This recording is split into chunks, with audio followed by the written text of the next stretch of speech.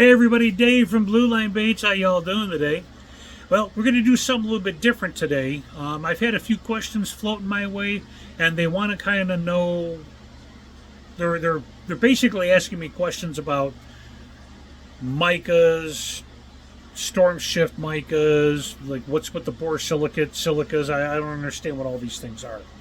So what I'm going to do today is I've got 4 cups of plastic set up. I just got one that just went ding-a-ling in the old microwave. So what we're going to do is we're going to do our we're going to shoot our green, rainbow green mica. This is just like an interference pearl, but this is like a mica interference. So we're going to pour this one, and then we're going to shoot a storm shift mica, which is a color shifting mica powder. And then we are also going to be doing one of our MJs today. Our MJ, this is the borosilicate. So these are going to be a borosilicate mix. And then we've got one of our silicas that we're going to be pouring today. So this way you guys can see exactly what they look like, how they are. We're going to have it controlled.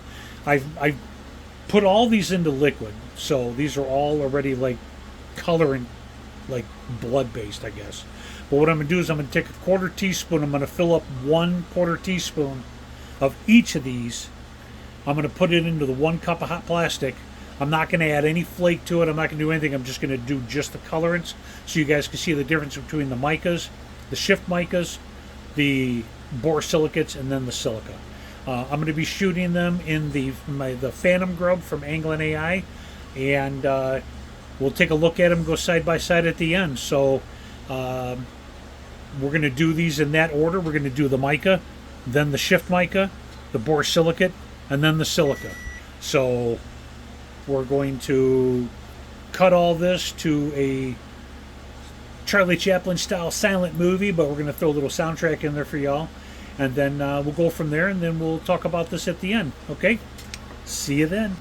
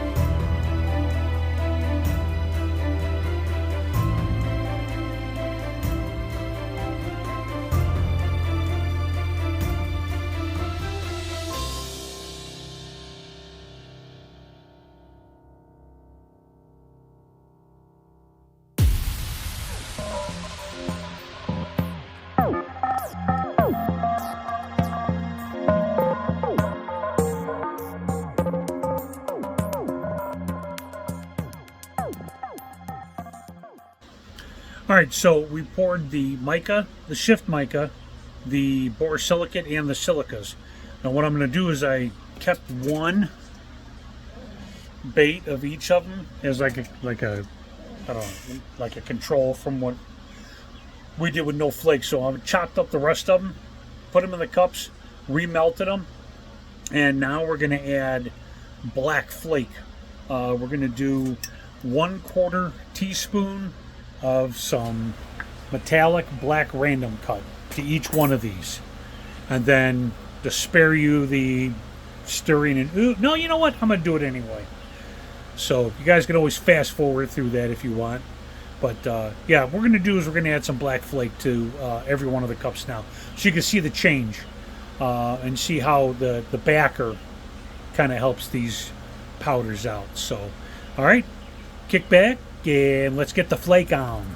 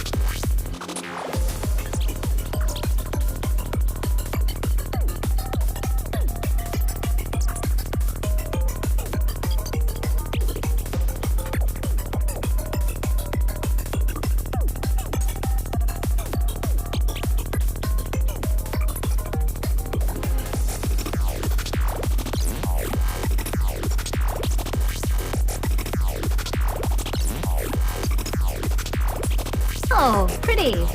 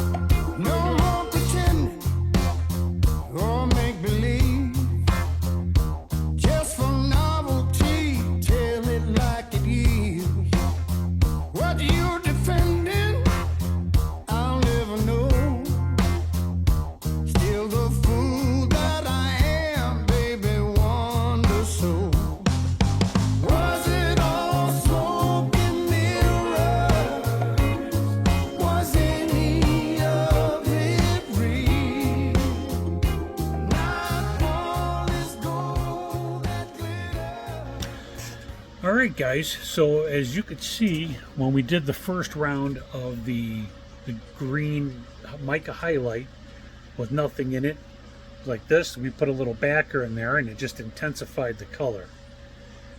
Didn't do anything else really to it other than it just intensified the green. So it still has the same opacity, a little bit darker on the translucency, but all in all, super cool stuff to use. Now, when you get to, we'll do this one too. So this one is the shift mica. Now you can see little edges of reds, some oranges, maybe just little touches of green through here. Now that we put a backer in it and we start rolling it, now those colors, those shifting colors in this mica are really more pronounced. You get to see the reds, you get to see the oranges. The greens through here are a lot more pronounced. So, and the big difference on this is that your micas are a very, it's a small particle size, very small particle size. Like you can run this through airbrushes. It's that small, and you won't be clogging up or anything like that. Minute, it could be a very shiny material. That's why you get your white pearls and stuff like that, and they look pearly pretty. So it's also used for like fillers within other, like when you use a size 62 flake and then you back it in with a size 15 flake, use the 15 as a filler. So micas have always been very heat resistant. They are also just really good all around. They're fairly inexpensive. So now we go into the borosilicates. Now this was the borosilicate without, and then this is the borosilicate with the black. And just like with the shifting mica, now you get to see the properties. You get to see the golds, you get to see the reds, you get to see the purples in this. All right. So when it comes to borosilicates are basically a like little tiny glass beads. They're like ground up glass. I mean, you're not going to get cut by it, but it's a glass based powder, and it's going to get its reflectiveness. It's going to have different like ceramic coatings, I guess, is what you would say that are on these, but the borosilicates are going to be your crushed up glass part. Now, when we get to this last one, which is the silica, here's the fun part about the silica, especially when you're looking at the Aurora silicas. So the one that I used is an Aurora, which means it's a white base, it's a clear base. When you shoot it in plastic, it pretty much comes out clear. So here's your base, and then here's what happens when you put a backer in it. So the backer now starts bringing out all the pretty little colors. Now silica is a silicon dioxide powder. It's like crushed up quartz. And we've all seen quartz is really reflective, shows prisms very well. So this is where the silica market comes in. Silica is going to be, let's say, the interference, the micas are going to be somewhere between like a Chevy and a Oldsmobile, where you're going to get into like your borosilicates are going to be like your Cadillacs. Okay, well, now you get into your silicas. Your silicas are like driving that Bentley. So this is like the Bentley or the Rolls Royce of the powders. Most of your high-end silicas are going to have a small particle size also. The one who's going to have the biggest particle size is going to be your borosilicates. Your borosilicates are mainly going to have your bigger particle sizes, only because, like I said, it's based off of a glass. Your silicas, like I said, are going to be very, very small as well, because they want to show what the quartz has to offer. So that's where you're going to get your differences from. Your micas, then your shifting micas, your borosilicates, and then you're going to have your silicas. So I appreciate you guys hanging out. I may not be 100% on all this. I'm just going off of kind of like some memory. Wait a minute. And a couple little cheat notes as far as my Chevy to Oldsmobile, my Cadillac, and my Bentley. So, and then I literally wrote down like the particle sizes, and I remembered that the borosilicates were always bigger, but the silicas actually surprised me a little bit. I didn't realize they were that small. I thought they were a little bit bigger than micas, but I appreciate you guys hanging out. Please comment, correct me if I'm wrong. Please do, because I don't want to hand out bad information. There's a lot of information out there about the micas, the borosilicates, the silicas. All of them are great products. They all have their places. So if there's something you saw that was wrong, or if I gave wrong information, please call me out on it. So this way I make sure I don't make that mistake again. So I appreciate you guys hanging out. You guys have a good weekend. Catch you on the next one.